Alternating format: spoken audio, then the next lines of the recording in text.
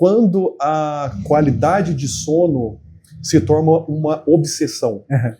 Hoje fala-se bastante de wearable, relógios, aplicativos, para poder medir, não sei, qualidade, quantidade de sono. Você vai explicar para a gente. Quando que começa a passar, faz sentido usar algum tipo desses tipos de aplicativo? Tem um anel muito famoso aí também, que é uma empresa bilionária americana. Mais uma vez, essa busca incessante pela performance, pela alta performance, que, do meu ponto de vista, eu acho que o ser humano só quer realmente ser validado por um aplicativo, por um software. Ó, tudo bem, você está indo bem, e quantificar, receber pontos por isso. Aí você está muito bem, parabéns, você dormiu bem. E se não dormiu, o que fazer? Porque provavelmente ele não vai te dar a resposta. Queria que você falasse um pouquinho mais sobre isso aí pra gente. É bem legal, assim, também. Tem uma série que acho que chama Blueprint. Você viu, que é um cara que ele vai passando um mapa, né, vai passando o blueprint para viver mais, né, um milionário investindo nisso. Eu lembro no capítulo que ele fala do sono dele. O sono dele é super regular, ele tem a hora que ele vai dormir, a hora que ele vai acordar, e o objetivo dele, ele falou, quando eu conseguir 100%, por tantos meses seguidos eu tô feliz, né? Aí ele foi indo até conseguir, né. Cara, para quem assiste, você olha e fala, eu nunca vou nem conseguir 100% no meu Apple Watch, no meu device, seja lá qual for. Né? Mas esses wearables, o que eu acho interessante? Eu acho que eles têm uma função, mas eles não são 100% fiéis. Cada um mede de uma maneira diferente. Tem uns que medem por actigrafia, por exemplo, que é por movimento. Eles vão vendo como que você está de movimentos, né, durante a noite. Tem alguns que vêm por frequência cardíaca, como é que está a tua variação de frequência cardíaca. Cada um mede por uma maneira diferente. Não tem nenhum que é tão preciso quanto se for fazer uma polissonografia, por exemplo, exame de polissonografia. Que é o padrão ouro hoje. Que é o padrão ouro para avaliação. Tem vários tipos de polissonografia, mas esse é o padrão ouro de avaliação, embora também não seja confortável fazer, né? Quem já fez polissonografia vai dormir muitas vezes no laboratório, tá fazendo em casa, mas a maioria das vezes sai dormir no laboratório, vai colocar um monte de fio na cabeça, você não está numa condição perfeitinha para dormir, né? Mas eles não conseguem ter essa entrega. Eles têm os seus algoritmos e eles estimam quanto você teve de sono REM, eles estimam quanto você teve de sonos profundos, sono superficial, tudo, e vão estimando ao longo da noite quanto que você teve, e baseado nisso eles fazem um score de recuperação para você. Então, o que eu acho interessante? Se você está sempre acompanhando e sempre olhando, e aquilo lá realmente reflete a tua sensação no dia a dia, eu acho super legal. Então, por exemplo, realmente, deu 80% aqui, 90%, realmente eu acordei bem hoje. Né? Porque às vezes o que acontece é que a pessoa, antes dela saber se ela acordou bem, ela vai olhar e fala, eu dormi mal, tá 70% aqui. Hoje meu dia vai ser acabou o dia dela. Vai ser horroroso. E tem gente que fala assim, que tem algumas pessoas que aprendem, que eu acho legal, elas aprendem o que influencia. Então, por exemplo, eu vi que se eu ingerir álcool, eu vi que bagunçou meu sono. Eu já notei isso em amigos que falam que tomou uma taça de vinho e o aplicativo mudou, porque mudou o ciclo de sono dele. E aí a pessoa começa a entender o que influencia para ela, o que traz benefícios e o que traz prejuízo. Então, esse aspecto eu acho legal. Mas eu não acho legal a pessoa ficar bitolada, né? Porque senão, no final das contas, o que você falou, acabou o dia da pessoa. Eu acho que são informações que são importantes, que assim como outras informações devem ser usadas adequadamente. Eu faço muito uma analogia para quem corre, por exemplo. Para quem corre, tem a planilha de treinamento. Né? Então você tem lá, você vai correr, você tem a velocidade que você tem que correr, você tem por quanto tempo você vai correr, você tem o pace que você vai fazer, e você tem que fazer aquele treino. E a pessoa está disciplinada, eu vou entregar o treino, eu vou fazer o treino, eu vou cumprir o treino. E vai lá e vai fazendo o treino. Era o pace de tanto, por tanto tempo, falar, estou entregando. Faz isso um dia, faz outro dia, faz outro dia. E ele esquece de respeitar como ela está. Então, para aquela velocidade, talvez ela devesse ter uma frequência cardíaca de 150, por exemplo. E uma percepção de esforço, de cansaço, sei lá, média. Só que aí, aquele dia específico, ela estava naquela planilha, seguindo aquele treino, só que naquele dia a frequência cardíaca dela estava mais alta, ou se a percepção de esforço dela estava maior, ela ficou mais cansada. Porque estava mais quente, porque ela dormiu mal, porque ela não se alimentou mal, mas eu entreguei minha planilha. Eu cumpri o treino, eu fui cumprindo. Se ela faz isso uma vez, tudo bem. Se ela faz isso 1, 2, 3, 4, 5, chega no final, ela não se machuca, tem lesão, acaba desencanando de treinar e assim por diante. Então, se você não olhar para essas informações e usá-las adequadamente, você acaba se prejudicando. Então, muitas vezes tem gente que se incomoda com o relógio, mas precisa ficar com ele para ter certeza que dormiu bem.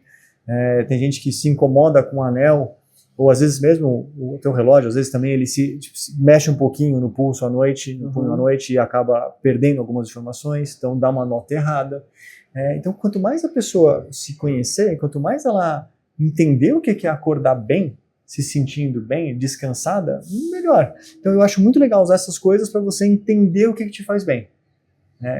Mas agora, sendo bem sincero, eu, Ricardo, uso?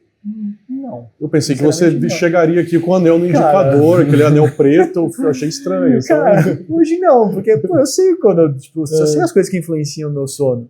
Eu sei como é que eu vou acordar bem ou não. Hoje eu não uso um device para me falar. Eu tenho minha percepção aguçada para isso. Isso é treinável, né? Sim. Você vai treinando, você vai se conhecendo para isso. Nenhum device vai tirar a nossa autopercepção sobre o que é bom, o que é ruim pra gente. Exato. Na verdade, eu acho que ele pode até atrapalhar, dependendo de quem está usando, né? Dependendo de como você encara, é difícil mesmo. Né? E tem gente que até começa a mudar a rotina baseada em coisas que viu e interpretou erroneamente. Eu fiz exercício no fim do dia e me atrapalhou o sono. Putz, talvez tenha sido outra coisa naquele momento. Talvez o ambiente que você fez... o treino era super iluminado, tinha música pra caramba, sei lá, fiz uma aula de spinning, né, uma academia super agitada, né, talvez tenha sido isso, talvez não tenha sido o exercício em si, né, então as pessoas às vezes precisam tomar cuidado como interpretar tudo isso. Embora assim, eu sou super fã de você ter informações de como o seu corpo está reagindo, acho que vai dar mais pra você. Sim. Sem anestésio. Você tá com o cara monitorizado ali na tua frente e 100% do tempo você sabe o que está acontecendo ali. Sim. E são parâmetros importantes. Quanto mais monitores para mim, mais seguro eu fico com aquele paciente, principalmente em extremos de idade, paciente mais grave. Faz sentido. Mas para uma pessoa comum? Exato. Então assim, que você tem que saber interpretar. Se eu estiver no seu lugar lá com aquele monte de monitor na minha frente e eu olhar para os dados, não vou saber interpretar metade, 1/10 do que você interpreta. Para quem está usando o relógio, muitas vezes é a mesma coisa. Legal. Você precisa saber a sua ferramenta. Né? Eu quero tentar trazer aqui um manual definitivo do sono por idade. Eu quero te passar aqui a faixa etária, e nessa faixa etária eu quero que você traga para mim o que é importante. Porque não é incomum a gente ouvir também que quando a gente era mais jovem a gente dormia melhor. As pessoas vão envelhecendo e elas vão perdendo a qualidade do sono. Né? Dos 20 aos 30 anos, o que você acha que é mais importante para ter uma qualidade efetiva de sono? Vamos lembrar aqui que 20, 30 anos, está terminando a faculdade, está começando a trabalhar mais, está virando à noite, imagino eu que seja ritmo circadiano. É isso que você ia dizer? Cara, no final das contas, assim, muitos deles vão ser, mas é você ter horários adequados e regulares para você dormir. Se eu fosse escolher um deles, eu acho que escolher isso. Cara, regularidade no sono. Legal. Você olhar para isso, e é coisa que a gente tá indo pra balada, a gente né? É jovem. Eu aguento. Sim, eu aguento virar à noite e trabalhar no dia seguinte. Pode até aguentar, mas você tá tendo prejuízo e você não tá percebendo. A conta vai chegar. Dos 30 ao 45 anos, tô saindo dessa fase de balada, família, acho que o nível de cortisol deve estar lá em cima, estresse. O que é interessante a gente prestar atenção nessa faixa etária? Cara, eu acho que aí, se fosse escolher uma coisinha, eu acho que eu escolheria... A regularidade tem que estar presente, óbvio, mas você começa a olhar mais até para a higiene do sono, o que eu vou fazer antes de dormir. Porque você começa a ter um pouquinho mais de controle, um pouquinho mais de rotina, não é mais só você tem a tua família junto. Então você começa, acho que, a organizar um pouco a casa para aquele momento estar todo mundo descansando. Eu acho que o corpo sente mais, né? É aquele tacinha de vinho que começa a alterar, aquela alimentação ali que a gente trouxe como recompensa que vai atrapalhar a nossa vida noturna ali também. Exato. Eu concordo com você. Dos 40 aos 60 anos, a gente está envelhecendo, alteração hormonal. Dos 40 aos 60, você a gente começa a ficar mais velho, a gente começa a mudar a nossa secreção de melatonina e você começa a mudar o seu padrão de sono. Então, o idoso geralmente começa a dormir cada vez menos. Então a gente está entrando numa fase que você começa a dormir menos.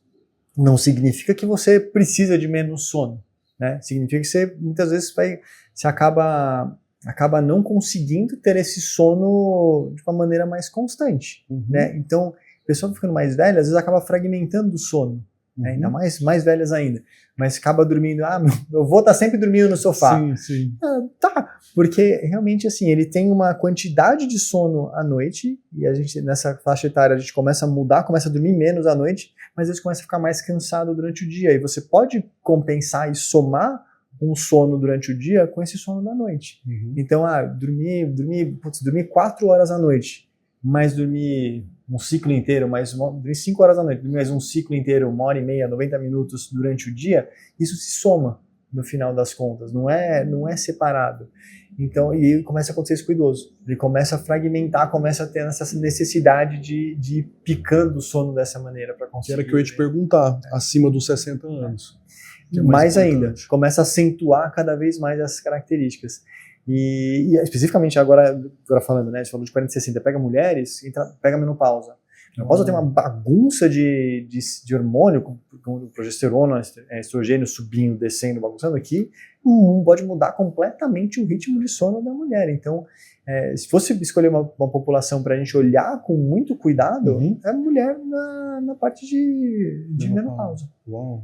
Porque realmente tem pessoas que dormiram bem a vida inteira e de repente chegam nos 40 e pouco, ali já é terrível, não consegue fazer mais nada, muda completamente, e aí você precisa realmente de profissional acompanhando para conseguir controlar, porque é hormonal, né? Até, exemplo, minha esposa agora, né? Minha esposa acabou de passar por uma cesariana, acabou de ter gestação, ela falou, nossa, eu tô acordando à noite suando muito. Sei lá, tô suando, eu tô acordando porque eu tô encharcada. Será que tá infecção, né? Começou a se preocupar e tal. Aí você vai ler um pouquinho mais, não. Tipo, só da parte de alterações hormonais no pós-gestação que vão acontecer, justificam ela estar com essa sudorese noturna. Então é muito louco cada faixa etária. E tem até uma que a gente não falou, mas pega adolescente. Cara, adolescente, parece que dorme mais ainda, dorme tudo diferente. Cara, adolescente tá em outro fuso horário mesmo. Se ele tem uma rotininha ali de tá todo dia indo dormir às 10, 9, 10, de repente chega a adolescência, vira 11 horas, vira meia-noite, porque o corpo dele tá pedindo aquilo e o corpo dele tá pedindo para dormir mais horas e acordar às vezes mais tarde, porque o ritmo muda, a secreção hormonal muda. Então é muito diferente um pouquinho para cada uma dessas pessoas. Legal. Ricardo, a gente já está chegando ao fim, eu te falei que passava rápido, super assunto de utilidade pública, a gente teve bastante informação aqui. Tem 2 perguntas que eu já fazia para todos os meus convidados na primeira temporada e eu vou continuar fazendo para os colegas aqui na segunda temporada. Primeiro, o que é saúde para você? Cara, para mim hoje é um equilíbrio. Eu acho que você precisa. A gente costuma segmentar a saúde, né? Mas eu gosto de ter equilíbrio entre todas as coisas. Então, se eu pegar pela definição, a Organização Mundial da Saúde, não é só você tem que ter saúde mental, você tem que ter saúde física, não é só ausência de doença. Para mim, ter saúde é você ter o equilíbrio de você conseguir. Te falar o meu objetivo pessoal, né? Eu gostaria de conseguir fazer as coisas que eu quiser. Fisicamente falando, a hora que eu quiser e em qualquer momento, ter disposição e ter energia para fazer isso. Se eu conseguir fazer isso, eu tô com saúde. Minha cabeça está bem, meu corpo está em ordem, tá tudo equilibrado, então eu consigo fazer atividades, desempenhar o que eu quero no dia a dia, como cuidar do meu filho. Você tá saudável, tá bem nesse sentido. Então, para mim, acho que saúde é você ter equilíbrio nas coisas. Legal. Você falou sobre o seu filho, agora eu quero que quem me responda seja o pai do Luca. O que é felicidade para você? Cara, é difícil, né? A gente não para pensar nessas coisas, mas eu te falo o que me faz bem. Eu te falo o que me faz muito bem. E pode até parecer clichê, porque é médico e tal. Eu gosto de ver as pessoas muito bem ao meu lado. Eu gosto de proporcionar bons momentos para as pessoas, eu gosto de deixar as pessoas bem, eu gosto de fazer o bem para quem está comigo, independente de como eu estou. né? Tem momentos que você vai estar mais para baixo, depende de como você está, a pessoa não precisa saber, ela precisa estar bem. Se a gente conseguir, acho que contribuir um pouquinho com a felicidade, um pouquinho com o bem-estar dos outros, para mim isso já me traz felicidade. E eu acho que por isso que eu busco tanto ter saúde, porque se eu consigo ter todo esse equilíbrio, acho que eu consigo trazer um pouquinho disso. Por isso que eu gosto de fazer sempre essas perguntas, porque sempre eu tenho uma resposta diferente. O conceito de felicidade para você, eu nunca tinha tido essa resposta, mas para mim também faz todo sentido. Se a gente não consegue aplaudir o sucesso do próximo, a gente não está pronto para ter sucesso. Se a gente não fica feliz com o sucesso do outro, a gente não está pronto para poder viver em plenitude e realmente viver essa felicidade que você acabou de me falar aí.